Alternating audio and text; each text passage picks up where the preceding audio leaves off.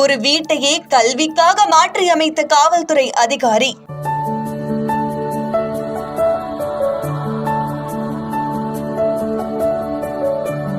எப்படி இருந்த வீடு இவ்ளோ அழகா மாறி இருக்குல்ல.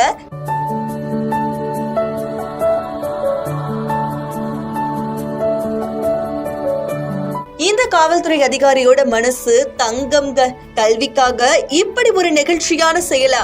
கடலூர்ல தன்னுடைய சொந்த செலவுல காவல்துறை அதிகாரியான திருமாவளவன் அப்படிங்கிறவரு மாணவர்களோட கல்விக்காக ஒரு மூதாட்டியோட வீட்டை புதுப்பிச்சு அடிப்படை வசதிகள் ஏற்படுத்தி கொடுத்து மாலை நேர படிப்பகம் அப்படின்னு ஒண்ணு ஸ்டார்ட் பண்ணிருக்காரு. இங்க அவங்களுக்கு சொல்லிக் கொடுக்கறதுக்காக ஒரு ஆசிரியையும் நியமிக்கப்பட்டிருக்காங்க. முக்கியமா இந்த படிப்பகம் உருவாக காரணமா இருந்த மூதாட்டியோட அந்த வீட்டை மூதாட்டி கையாலேயே ரிப்பன் கட் பண்ணி திறந்து வச்சது உண்மையிலேயே நெகிழ்ச்சியை ஏற்படுத்தியிருக்குது.